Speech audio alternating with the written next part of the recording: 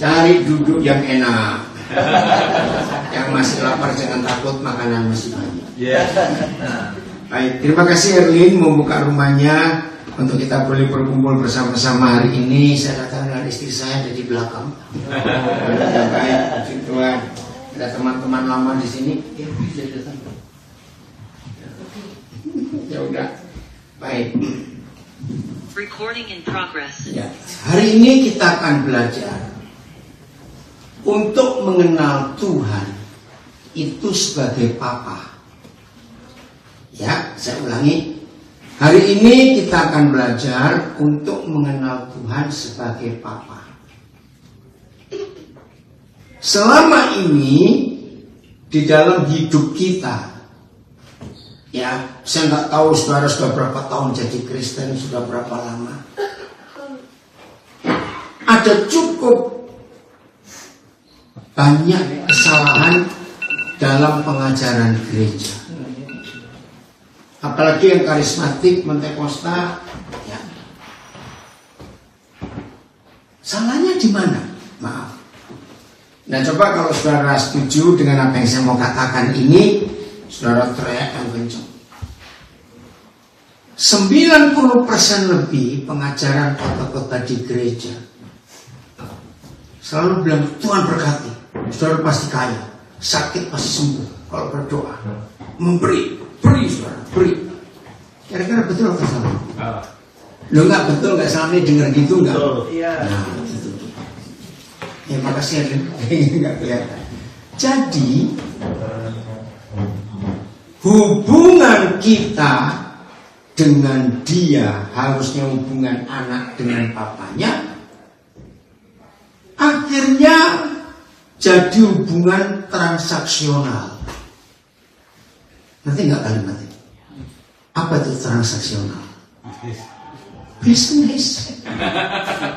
Kamu beri Bapak dapat berapa? Iya. Kamu nggak beri nggak dapat apa. Betul.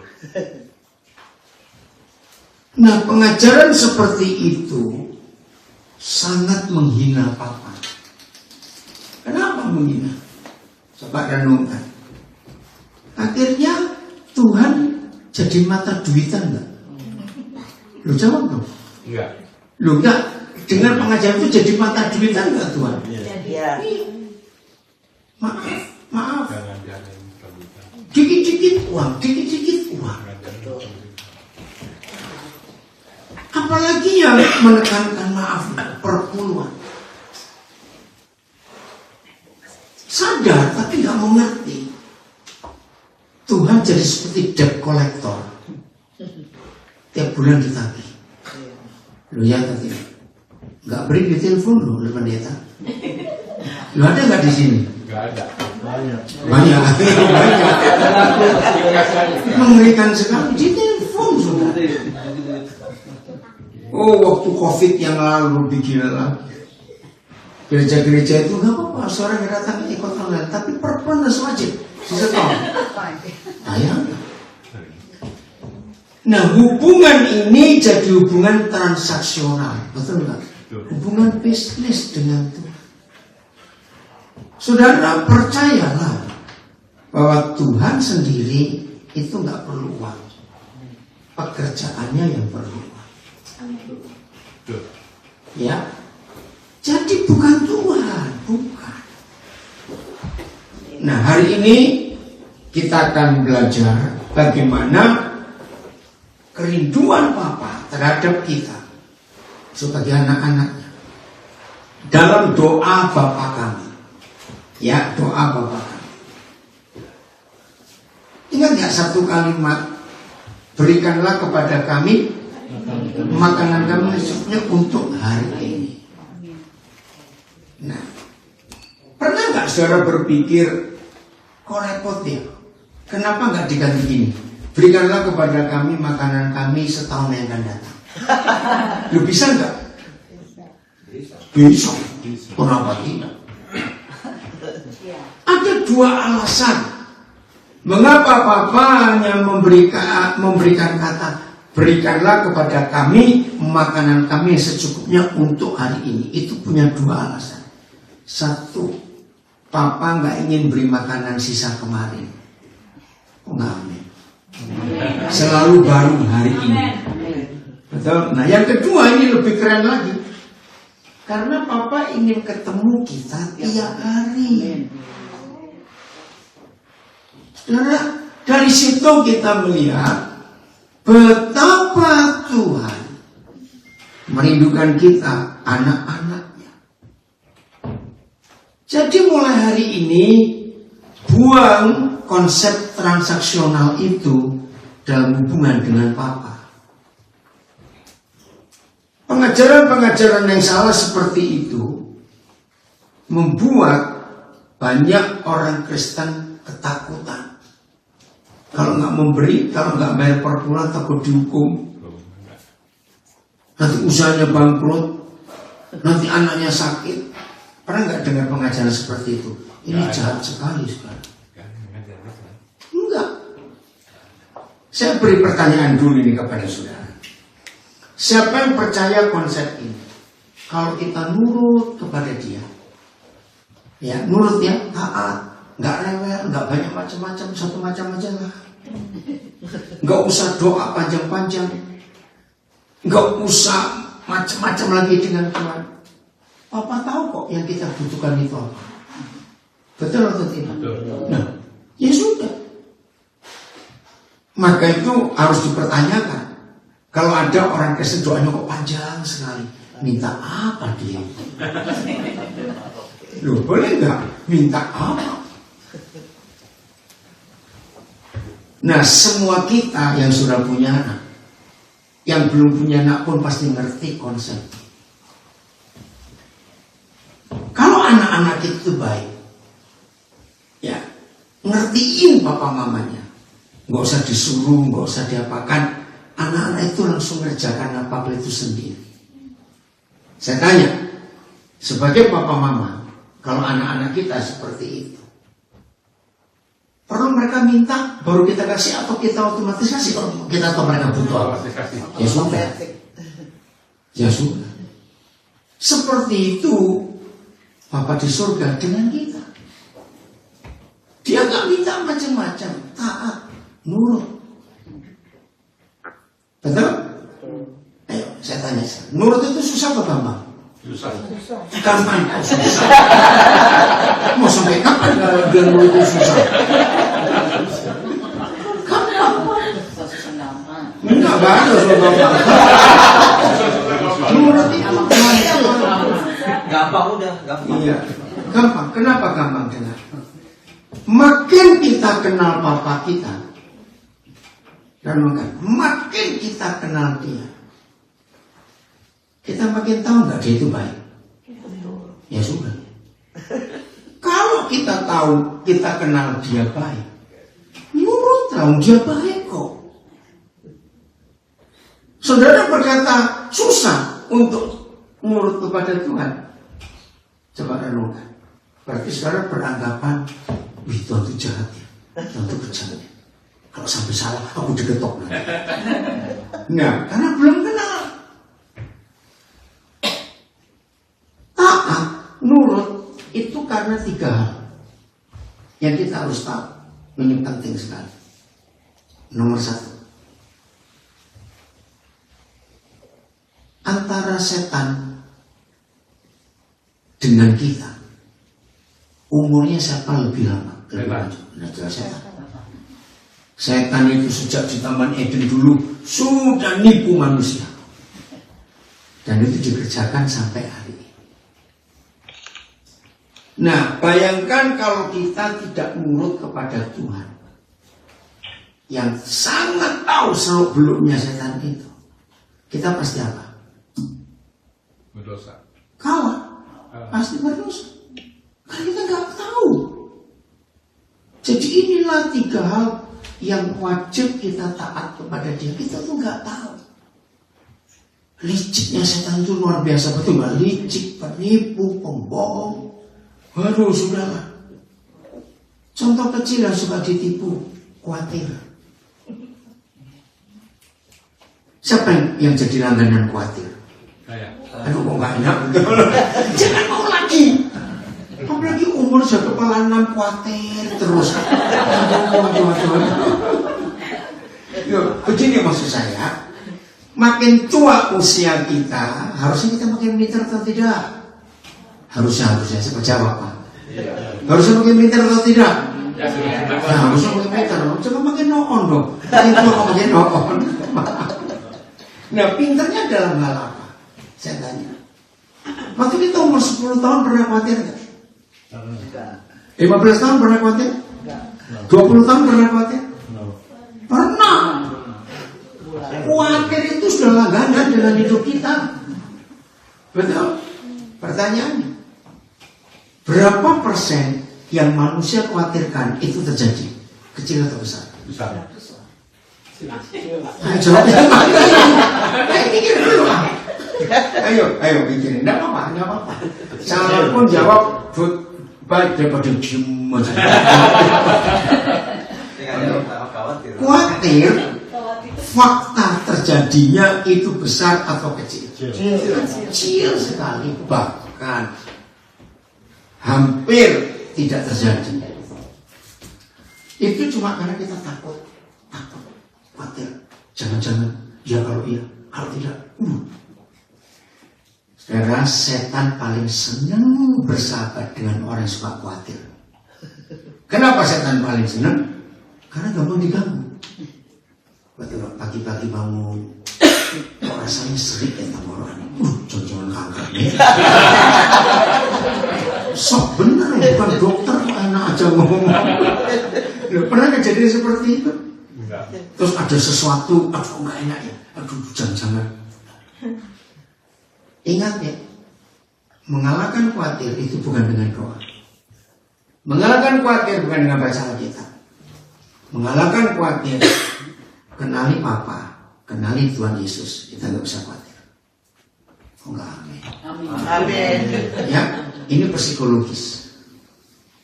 Kalau ada orang sakit dan orang ini punya dokter langganan, tahu ya, dokter keluarga yang sangat dipercaya. Psikologi berkata, orang ini belum diapa-apakan, baru ketemu dokternya sudah sembuh 70%. Takut. Bukan, karena kenal kok takut lagi gimana? Loh, oke, bisa ulangi. Coba dulu ya. Secara psikologis, kalau ada orang sakit lalu datang ke dokter, dan dokter keluarga yang sudah dikenal, belum diapa-apakan, baru ketemu dokternya saja, psikologis mengatakan dia sudah sembuh hampir 70%, karena kenal. Dan tidak mungkin dokter ini beri yang salah atau yang salah, apalagi dokter keluarga sudah kenal. Loh, betul atau tidak? Nah, jadi mengalahkan khawatir bukan dengan doa, bukan dengan baca Alkitab. Kenali Papa. Ayo, siapa pernah punya pengalaman ini atau contoh saja? Satu malam ada papa mama dengan 3 anak masih kecil-kecil ngomong begini, anak-anak besok nggak tahu loh kita ini mau makan apa karena nggak ada uang. Saya tanya, 3 anak ini nangis? Ayo nangis? Enggak. Ngapain? Main, lompat-lompat sana. Ini anak kurang ajar betul kan? Diberitahu papa mama nggak punya uang sekolah apa? Ribut aja.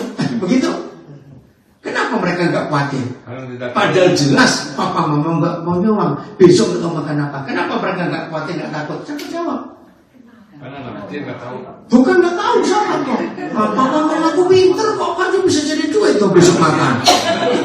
Loh, betul nggak? Walaupun anak-anak nggak ngomong seperti itu, begitu papa mama ada, anak-anak lihat itu cukup.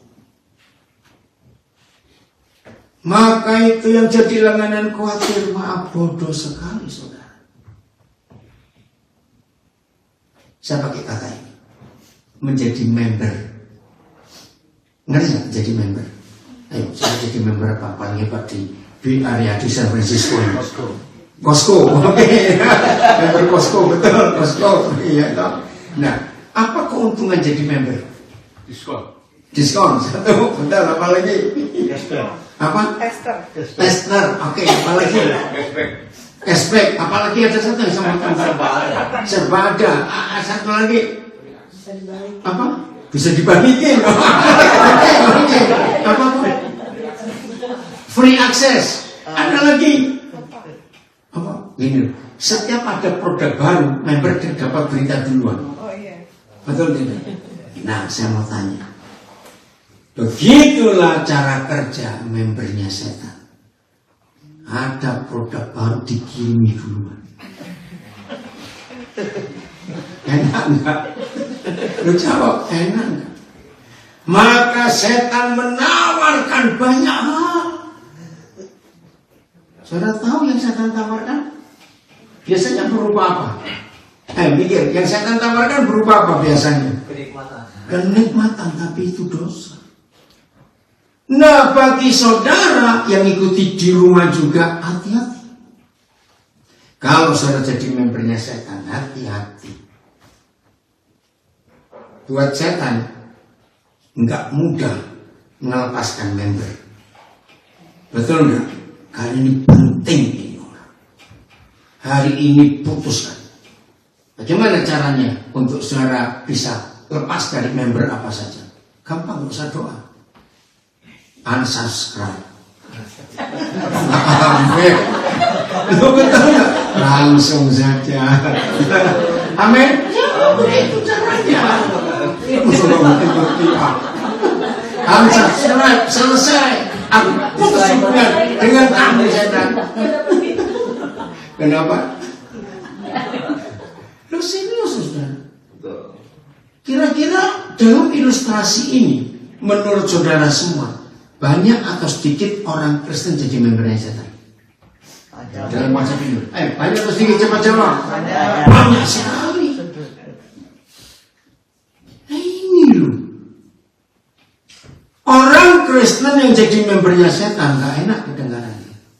Rajin ke gereja, rajin berdoa, rajin memberi, tetap akan kalah. Sebab diinjek-injek terus oleh setan. Catat ini. Dan ini berbahaya sekali dalam hidup kita kalau kita nggak segera unsubscribe mulai hari ini. Katakan, setan, aku putus hubungan dengan kamu. Jangan kirim apa-apa lagi kepadaku. Amin, kan begitu caranya. Putus. Nah, jadi kenapa kita harus taat? Karena setan itu ada dan suka ganggu kita. Tuhan yang paling tahu. Nomor 2. Antara setan dengan kita, siapa yang bisa ngantuk? Kita. Ayo, lagi. Antara setan dengan kita, siapa yang bisa ngantuk? Kita. Kalau ketemu setan, coba tanya. Kalau ketemu, nggak usah dicari. Nggak dicari ya. Kalau ketemu setan, kamu tahu ngantuk itu apa? Pasti bingung. Apa itu ngantuk? Jadi setan itu ngantuk aja nggak tahu, apalagi tidur. Nah kita ini, nah kita ini sudah tidur banyak masih kurang saja. Ngerti nggak maksudnya? Dalam 2 detik setan bisa kerja luar biasa. Overtime. Nah kita ini perlu istirahat. Ini tadi malam saya cuma tidur nggak sampai 1 jam. Karena kemarin kami dari DC ke Lancaster nonton itu Sight and Sound. Jadi kami balik ke DC sudah hampir jam 12. Beres-beres semuanya jam 4 kami sudah berangkat ke airport untuk ke sini. Jadi ya udahlah. Tapi Tuhan beri saya kekuatan yang luar biasa. Nah untuk belajar ini, setan itu nggak pernah ngantuk apalagi tidur. Jadi kerja terus dia.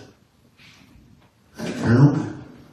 Walaupun kita tidur cuma 1 jam saja, buat setan cukup nggak? Dalam 1 jam dia bisa ngobrol-abrik apa saja. Jawab, bisa nggak? Bisa. Sangat bisa. Nah, maka itu kita perlu Tuhan untuk taat, karena kita nggak tahu. Poin ketiga, antara kita dengan setan, siapa yang bisa melihat siapa dan siapa nggak bisa melihat siapa? Coba jawab. Siapa yang bisa melihat siapa dan siapa nggak bisa melihat siapa? Lu ngerti nggak pertanyaan itu? Ayo siapa? Ayo siapa bisa melihat siapa? Setan bisa melihat kita. Siapa nggak bisa melihat siapa? Nah, dalam peperangan model ini yang pasti kalah siapa? Ya, nggak bisa melihat. Ya, nggak bisa melihat itu pasti kalah. Makanya kita nggak bisa melihat toh, kan kita bisa melihat mereka. Bayangkan. Jadi yang masih berkata taat itu susah bertobat hari ini. Taat itu mutlak, absolut. Saya ulangi lagi nomor 1. Mereka lebih pengalaman menjatuhkan manusia. Kita nggak punya pengalaman jatuhkan mereka. Betul? 2. Setan itu nggak pernah tidur, ngantuk juga nggak pernah. Kita ini perlu istirahat. Bagaimana mau perang dengan mereka? Nomor 3, mereka bisa melihat kita. Kita nggak bisa melihat mereka. Perang model begini pasti kita yang kalah. Maka kita ketaatan itu aja. Saudara, saya selalu mengatakan ini. Kalau tidak ada Abraham, tidak ada Israel, nggak ada Tuhan Yesus. Kalau tidak ada Maria, nggak ada Yesus. Abraham dan Maria ini 2 pribadi yang ketaatannya luar biasa. Maka itu ketaatan itu penting untuk hidup kita. Percaya apa yang Tuhan katakan. Nah, kembali pada tadi. Jadi kalau saudara punya anak-anak yang taat, senang nggak punya anak seperti itu? Ya, senang. Senang. Ya. Mereka nggak perlu minta-minta. Maaf. Betul. Nggak mungkin anak kalau pagi mau sarapan ngepel dulu, vacuum dulu, cuci baju dulu. Itu anak atau pembantu kalau begitu baru boleh makan? Anak atau pembantu kalau begitu? Loh, anak atau pembantu saya tanya? Pembantu. Nah itu dia, itu kan anaknya. Asal nurut saudara. Luar biasa bekerja di hidup kita semua. Amin. Coba baca Lukas 1:38. Nah, pulang dari ibadah ini, saudara harus punya ketaatan seperti Maria ini. Lukas 1:38. Setelah Gabriel menjelaskan luar biasa bahwa dia nanti akan mengandung dan melahirkan Yesus. Dan ingat loh, zaman itu hukum masih berlaku. Berzina diapakan? Dirajam batu. Dilempari batu. Bukan dilempari batu, enak banget. Dan Maria tahu. Baca 1, 2, 3. Ayo ulang sebentar. 1, 2, 3. Kata Maria, sesungguhnya aku ini adalah hamba Tuhan. Jadilah padaku menurut perkataanmu itu. Lalu malaikat itu meninggalkan dia. Kalau kita baca apa yang Maria ucapkan, ini enteng atau berat? Nah, kok dibaca? Enteng. Jadilah padaku seperti yang kau katakan, karena aku ini hamba Tuhan. Tapi ini berat. Betul? Begitu dia ngomong seperti itu, langsung hukuman mati di depan dia. Tapi Maria berani. Kenapa dia berani? Karena dia kenal Tuhan yang menyuruh dia untuk mengandung tanpa menikah. Tuhan pasti bertanggung jawab. Ini hebatnya ketaatan Maria. Begitu pula ketaatan Abraham. Dan kalau Abraham lebih gila lagi, saudara. Ketika Yahweh Tuhan bicara kepada Abraham, ingat, Abraham belum kenal yang bicara ini siapa. Suruh pergi besok berangkat kamu, ajak keluargamu ke tempat yang akan kutunjukkan kepadamu. Ayo sejujur-jujurnya, kalau saudara kenal hamba Tuhan di San Francisco, hamba Tuhan ya, hebat ya. Malam ini Tuhan bisa, hai hambaku, besok kamu ke SFO, ajak keluargamu. Kemana Tuhan? Berangkat dulu. Pergi nggak? Loh, jawab, pergi nggak? Walaupun hamba Tuhan dan yang nyuruh hamba Tuhan kenal Tuhan. Ayo pergi nggak? Belum tentu. Mau kemana nggak tahu. Abraham tuh Tuhan bilang, jangan tanya pergi, kamu pergi dulu. Abraham nurut, saudara. Dan ini sungguh luar biasa. Maka itu hasil ketaatan itu dampaknya besar sekali. Jadi jangan ada hubungan transaksional dengan Tuhan, karena Tuhan gak bisa kita swap dengan duit kita.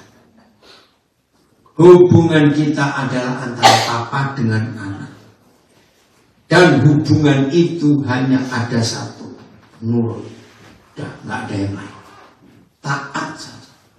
Jadi jangan coba-coba menyuap Tuhan dengan doa kita, doa pagi, doa siang, doa sore, doa malam. Bagus nggak seperti itu? Loh, jawab, bagus tidak? Tidak. Nah, kapan kerjanya? Loh, coba dengan doa pagi, doa siang, doa sore, doa malam. Nggak bagus sih. Loh, betul nggak?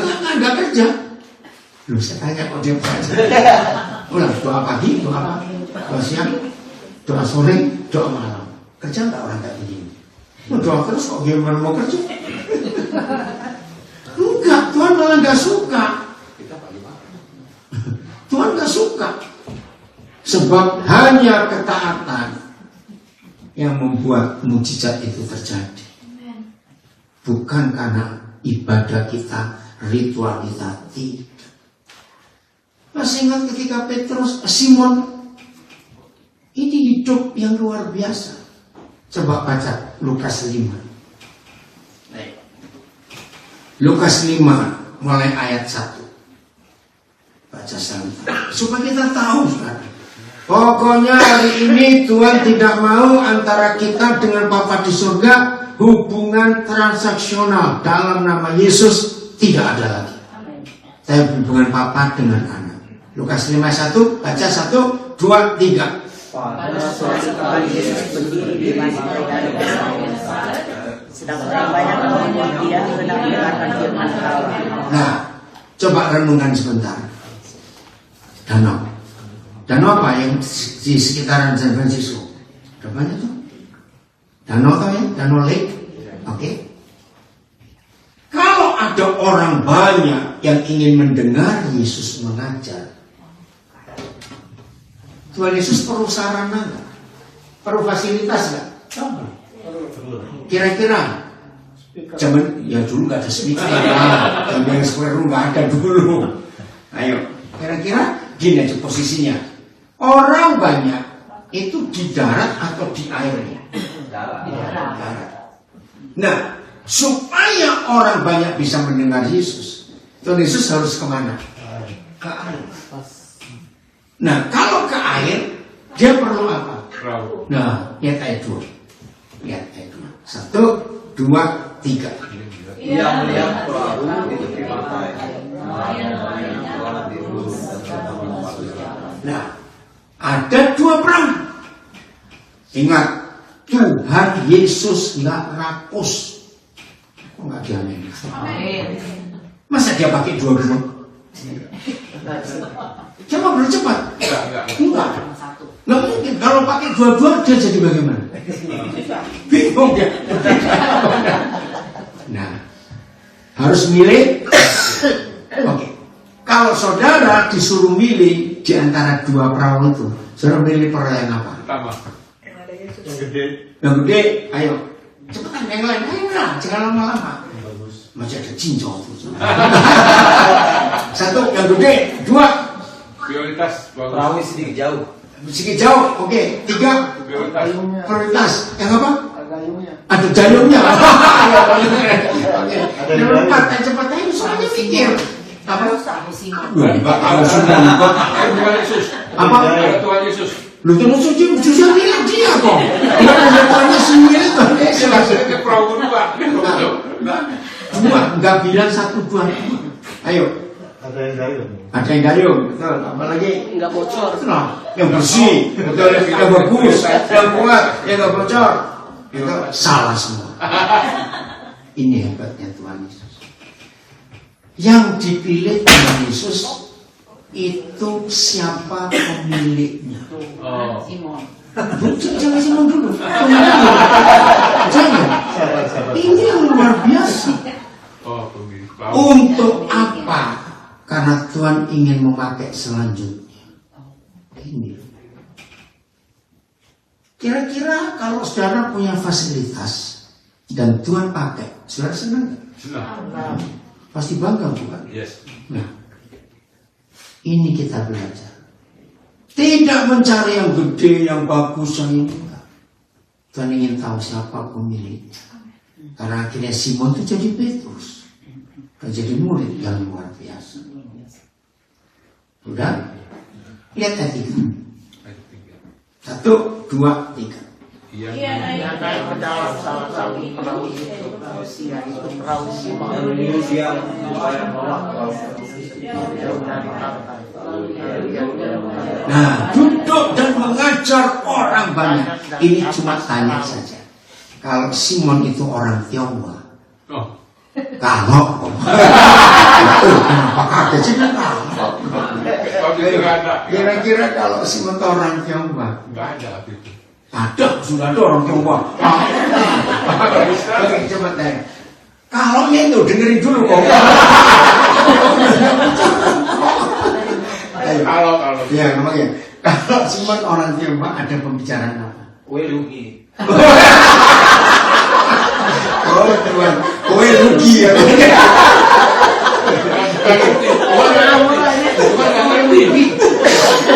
Enggak. Saudara, saya mau menekankan fakta ini loh. Kalau Simon orang Tionghoa, dia pasti hubungan transaksional. Bayar dulu. Bayar dulu. Loh iya kan? Maaf loh, kan orang tua bikin bisnis apa-apa duit, apa-apa duit. Oke, betul? Tadi aja waktu lagi makan, ini gratis nggak gratis, saya pakai bensin. Oh iya, ya udah nggak apa-apa. Jangan orang ada di sini. Saudara, ini loh. Tuhan Yesus itu luar biasa. Ayat 4. Apa punya? 1, 2, ya. 1, 2, 3. Setelah berbicara, dia berkata kepada Simon,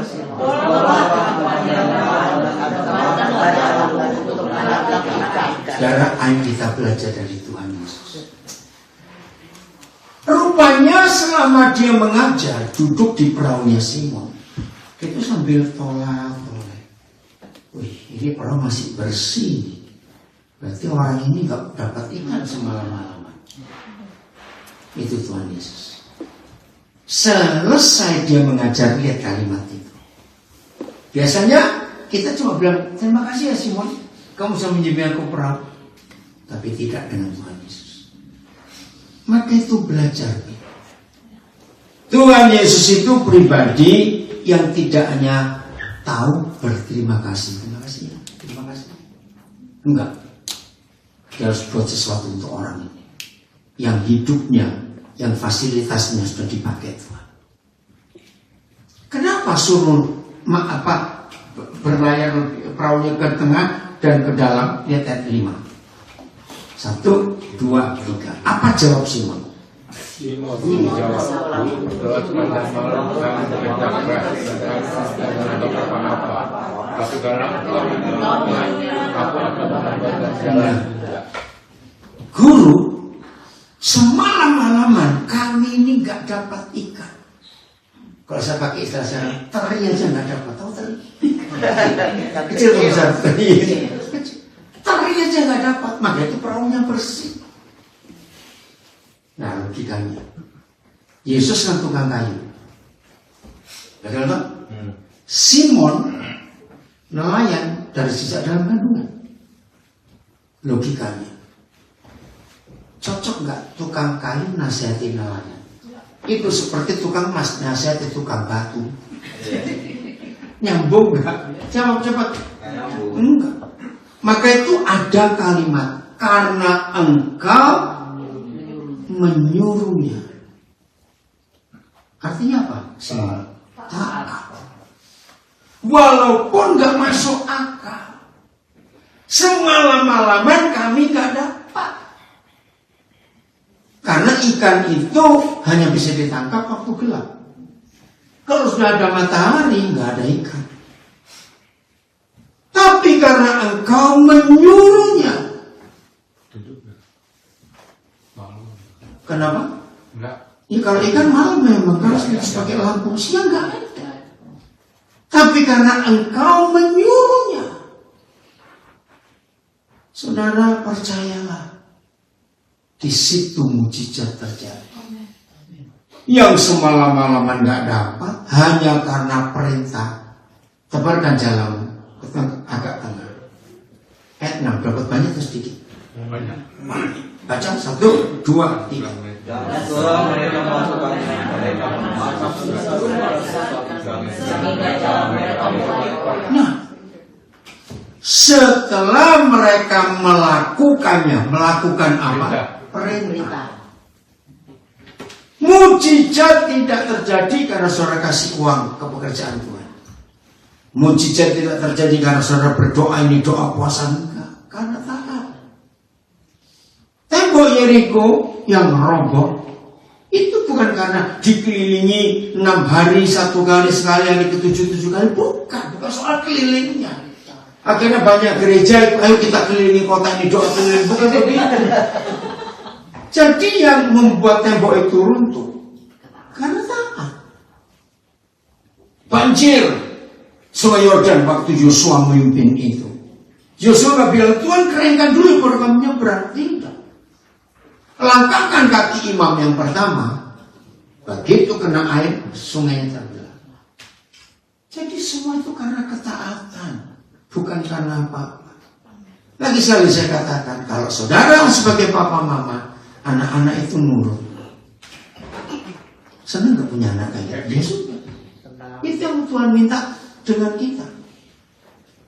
Nah, yang berkata nurut itu susah, saya pakai bahasa Surabaya, goro-goro konda blek gitu.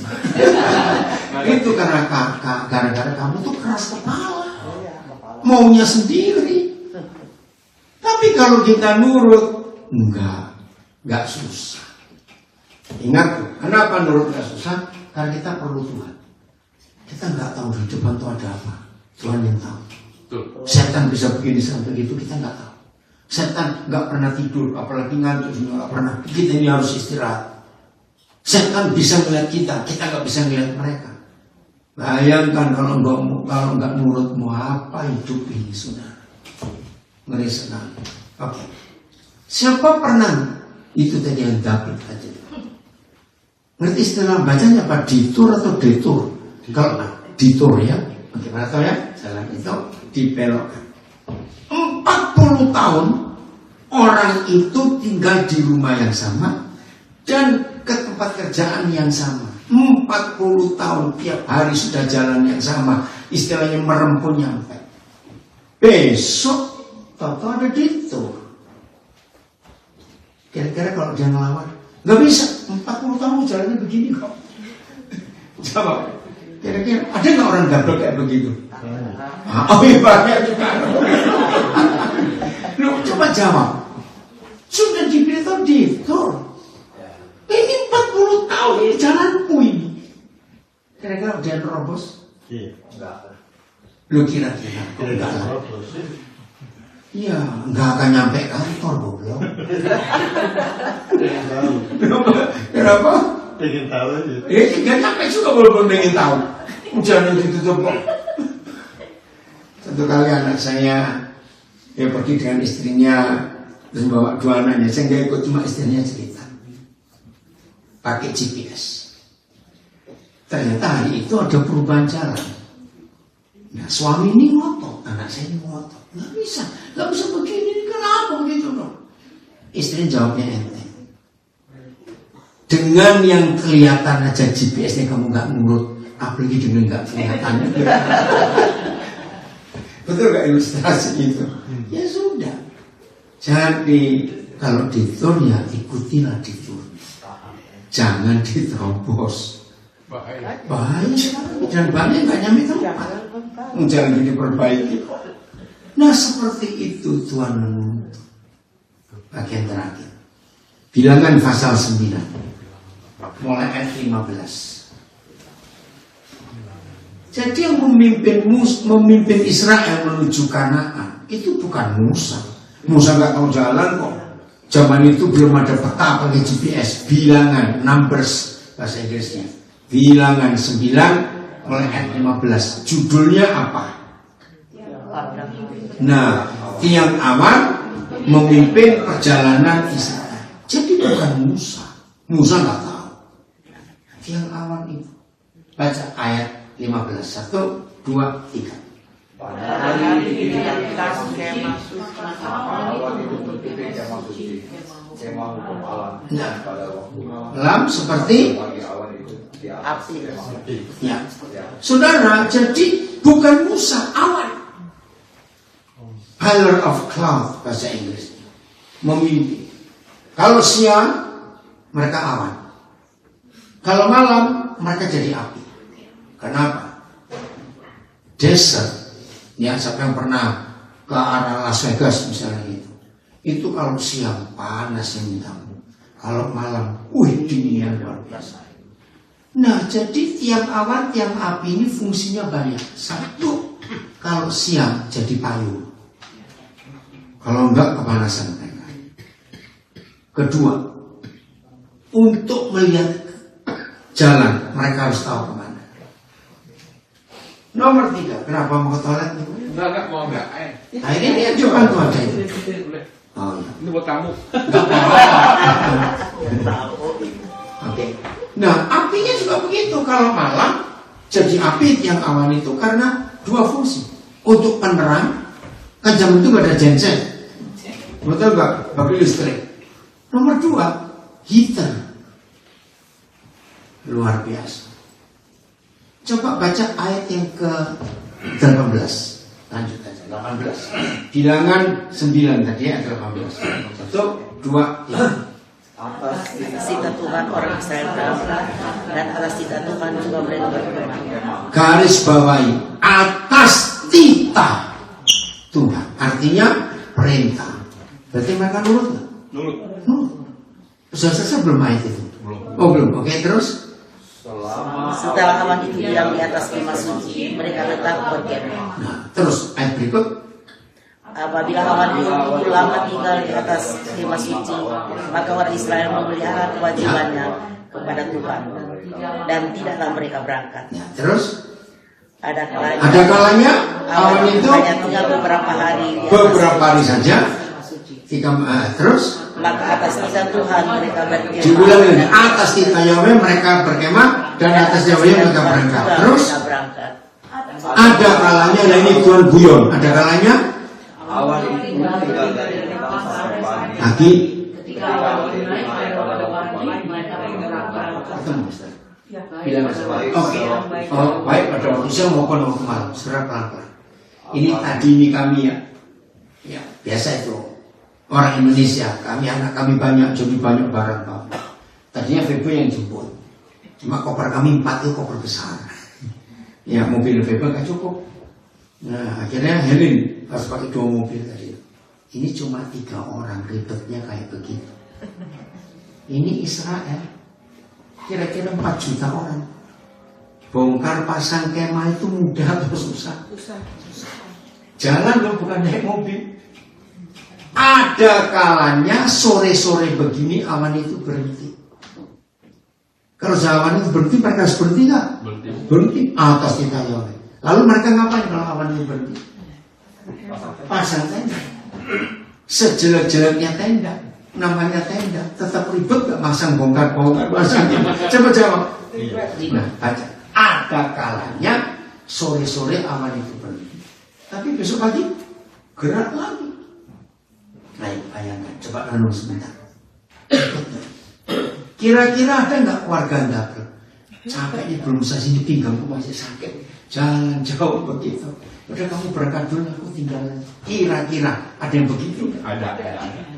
Kalau ada jadi apa mereka? Males. Bukan males, mati. Bukan cuma mati, langsung jadi ikan asin. Kering kena panas itu.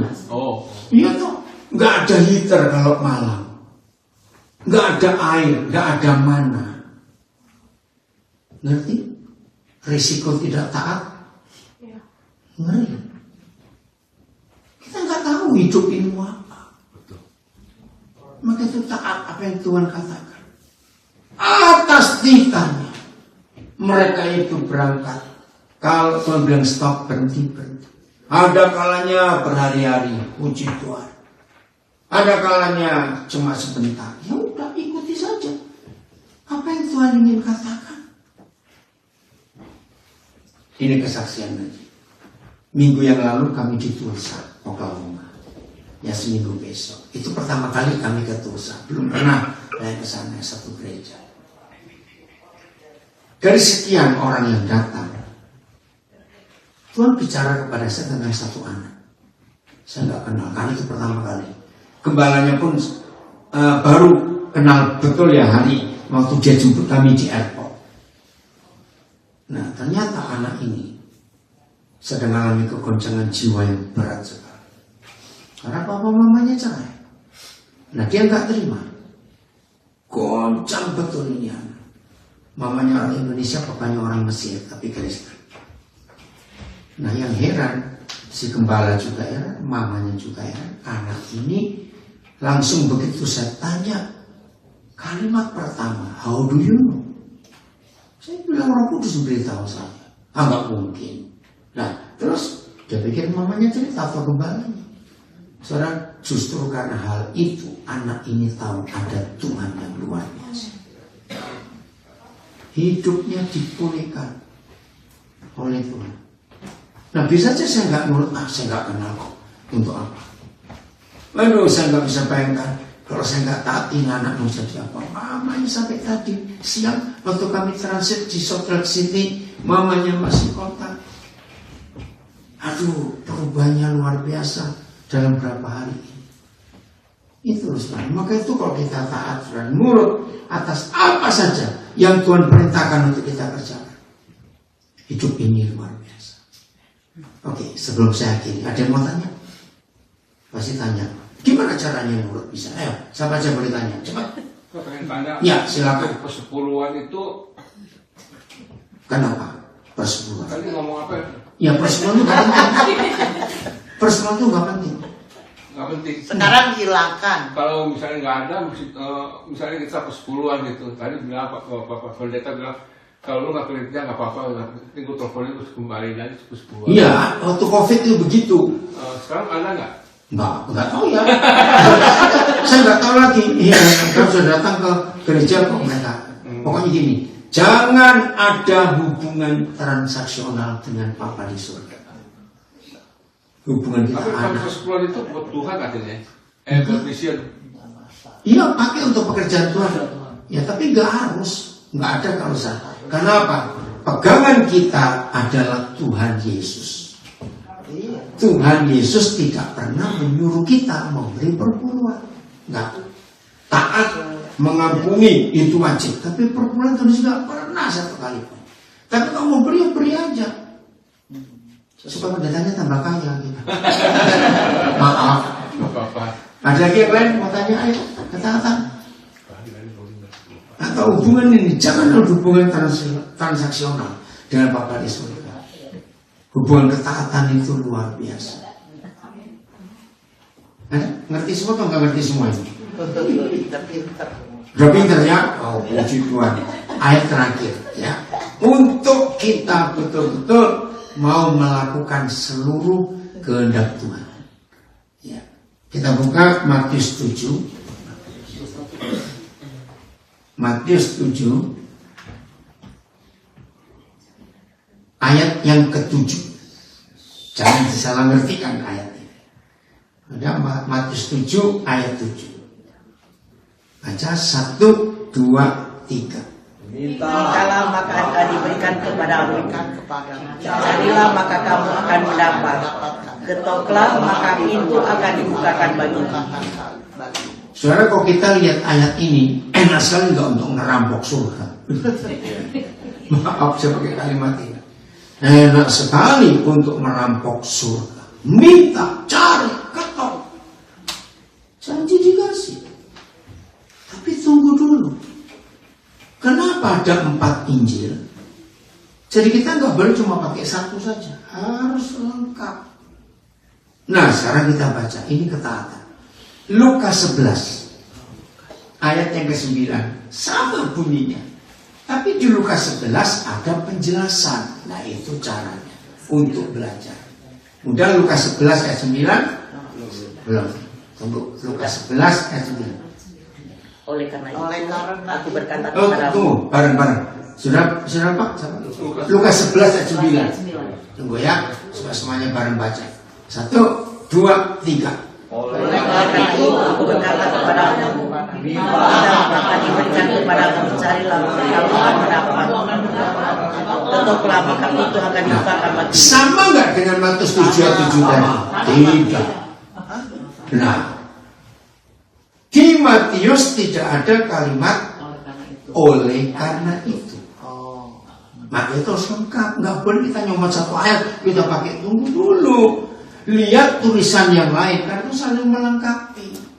Sama seperti saudara kuliah, dosen memberikan contoh, baca buku karangan ini.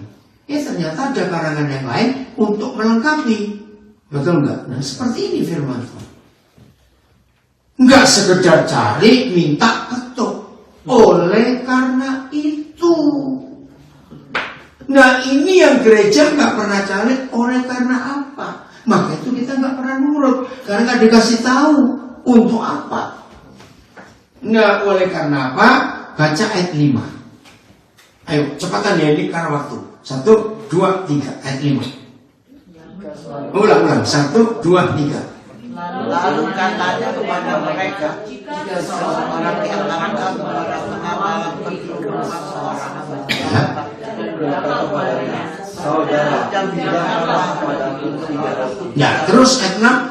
Seorang sahabatnya yang sedang berada dalam perjalanan siang ke rumahku, dan aku tidak mempunyai apa-apa untuk dihidangkan kepada. Ayat 7. Masakan dia yang ada di dalam rumah itu akan menjawab, jangan mengganggu aku. Itu sudah tertutup dan aku serta anak-anakku sudah tidur. Terus Aku tidak dapat bangun dan memberikan kepada saudara. ayat 8. Aku berkata kepadamu, sekalipun dia tidak mau bangun dan memberikannya kepadanya, karena orang itu adalah sahabatnya. Karena sikap yang tidak malu itu, ia akan bangun juga dan memberikan kepada apa yang dibutuhkan. Oleh karena itu, aku berkata kepadamu, mintalah maka diberikan, kepadamu, carilah kamu akan Carilah, dapat, maka kamu akan ketoklah dapat. untuk dibukakan. Oleh karena apa? Nah, Setiap orang yang meminta, bukan, tunggu dulu Ibu, bukan itu. Tunggu dulu. Oleh karena apa? Ini loh saudara, maaf ya. Saya pesan kepada teman-teman saya para pendeta, kalau mengajar dengan cuma nyomot 1 ayat selesai, jelaskan. Ini bahaya kalau tidak. Oleh karena apa? Nih, saya beri contoh Herlin. Ada saudaranya Herlin, teman baik, dalam perjalanan. Nah, saya tuh nggak tahu ini. Untuk lewat daerah Hillsborough, ada kota apa yang bagian utara, terus setelah ini kota apa? Ini contoh saja. Ya, atau kalau Jakarta misalnya, ada orang dari Jakarta mau ke Bandung, tapi lewat Kerawang. Nah, sampai di Kerawang, anak-anaknya itu lapar. Nggak tahu apa sebagaimana, nggak ada warung, nggak ada toko, semuanya tutup. Tapi keluarga ini tahu, oh ada Herlin di Kerawang misalnya gitu, mampir saja. Apes lagi. Pas sampai rumahnya Herlin, baru ada pesta kayak begini, makanan habis semua. Terus gimana orang tadi itu? Herlin bilang, tunggu, nggak usah khawatir. Aku punya kenalan bakery. Kamu tunggu. Datanglah Herlin ke yang punya bakery. Apes lagi. Habis. Bukan habis, tadi kunci semua. Ya itu kan begitu Tuhan Yesus. Aku nggak bisa bangun. Anak istriku sudah tidur semua. Besok saja. Tapi Herlin dalam tanda kutip dablek. Ketok terus. Karena Herlin dengan yang punya roti itu sahabat baik, Herlin bilang, ngomonglah kamu gak mau buka pintu. Aku tetap ketok. Dan aku tahu kamu gak akan marah, kamu sahabatku. Yang punya roti sama tabletnya. Ketoklah terus sampai capek. Aku gak akan bangun. Dan aku tahu kamu gak akan marah karena kamu temanku. Betul gak? Itu cara Tuhan mengajar. Lalu ayat 8 itu luar biasa. Oleh karena sikap Herlin yang tidak malu. Coba yang punya bahasa Inggris tolong bacakan. Tapi jangan NIV. Ayo cepat. NLT atau Amplified, cepat. Saya mau tahu dalam bahasa Inggris. Karena sikapnya nggak malu itu kuncinya. Herlin itu nggak malu. Ayat 8, Lukas 11 ayat 8. Ayo coba yang punya bahasa Inggris, cepat. Oke, yang kuat suaranya. Itu bentar, terjemahan apa ini? Jangan kamu tua, ASEAN. Cari yang lain, jangan Injil. Susah dimengerti. Ayo, siapa yang punya terjemahan lain? Amplified ya. Andreas apa? I tell you, even though he will not get up and give him anything just because he is his friend, yet because of his persistence Persistent and boldness, he will get up and give him whatever he needs. Ya, nggak ada kata malu ya. Shameless ada terjemahan itu. Boldness. Apa? Boldness itu ya. Oh, boldness itu. Nggak malu. Saudara dengar. Oleh karena itu, aku berkata kepadamu. Berarti Herlin minta untuk siapa? Sampai nggak malu itu. Bukan untuk dia, bukan untuk keluarganya, untuk tamunya yang malam itu nggak punya makanan, di rumah pun nggak ada. Jadi kita nggak boleh asal minta. Maka itu tadi waktu saudara baca Matius 7 ayat 7, saya bilang ini ayat paling enak untuk merampok surga. Harus hari kita betul. Saudara dan saya harus tahu malu kalau hanya minta untuk diri sendiri, harus tahu. Tapi kalau untuk orang lain. Tapi ada syarat lagi. Kalau kita sedang gak punya. Kalau punya, nah ini bagian terakhir. Amsal 3, 27, 28. Ini kalau kita punya. Siapa itu yang punya roti? Tuhan Yesus. Kan dia orang Bethlehem. Betul ya? Dia yang punya roti. Minta kepada dia. Nah, maka itu orang-orang pelit itu paling gak suka kok dengar firman ini. Amsal 3 ayat 27. Amsal 3, 27. Ada terjemahan yang kurang tepat juga. Saya akan baca. Udah, judulnya apa? Anjuran untuk berbaik. Sebenarnya bukan itu. Anjuran untuk taat. Baca 1, 2, 3. Jangan menahan kebaikan daripada orang-orang yang berhak menerimanya. Nah, yang betul begini. Janganlah menahan kebaikan untuk orang-orang yang berhak menerimanya. Padahal engkau mampu melakukannya. Jadi kalau saudara dan saya mampu, ya tolong. Jangan sampai tidak. Hari Kamis minggu yang lalu, tanggal 26, 27, 28. Tanggal 27. 26, 27. 28 ya. Kami ada di Las Vegas. Dari LA kami naik mobil. Tiba-tiba saudara, jam 1 malam, HP saya itu bunyi. Kaget saya. Ada salah seorang guru kami di Manokwari, dosen dia. Istrinya didiagnosa kanker otak. Nah, saya kata, kenapa berumur sekarang? Ya kamu sudah berjuang ini. Dan waktu itu sudah di rumah sakit Pineng. Itu hari apa itu ya? Kamis ya. Jadi Jumat pagi Indonesia. Hari Senin harus operasi. Dan harus ada uang 150 juta. Ini 10.000 US ya kira-kira. Mulai begitu. Waduh, mau bagaimana ini? Saya cek, saudara saya nggak cukup. Saya cek ke bendahara, nggak ada juga. Di situ saya berdoa minta Tuhan, saya harus hubungi siapa? Sana Jumat. Dia bilang karena Jumat siang harus ada kepastian. DP dulu. DP-nya itu 60.000 ringgit, saudara. Saya nggak tahu berapa rupiah ini. Nah, jam 1 sampai jam 2 sampai jam 3 betul-betul sendesak Tuhan. Saya tanya, apa risikonya kalau enggak dioperasi? Nah, dosennya berkata, itu kesalahan kami. Kami pikir cuma pusing-pusing, kasihin paramed, kasihin ini, kasihin itu. Dan ternyata ini tumor sudah besar. Nah, istrinya sudah sering lupa-lupa begitu. Jadi risiko besar juga harus ada. Akhirnya dari sekian orang yang saya hubungi, 3 yang jawab. Oke, jadi mereka patungan 50 juta. Nah, saya bilang, nanti kalau rumah ini sampai harus jual rumah, itu pasti akan dibayar kembali. Nah, itu caranya. Kalau saya nggak punya, saya bisa desak Tuhan tolong. Kalau saya punya, padahal mampu melakukan, ya saya bayar. Lihat ayat 28. Nah, ayat ini untuk orang pelit sakit hati kalau baca. Tapi gak ada yang pelit kok di sini. Udah ayat 28, 1, 2, 3.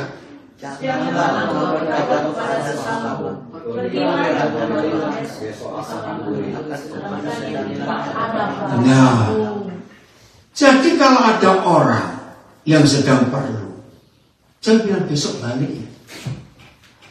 Bayangkan kalau pakai besoknya orang Jawa, jadi apa ini orang?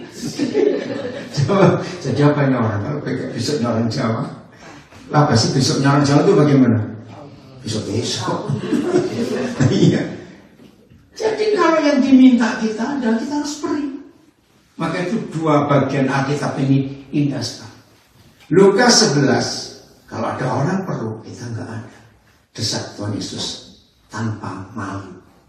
Tapi kalau untuk diri sendiri harus tahu malu.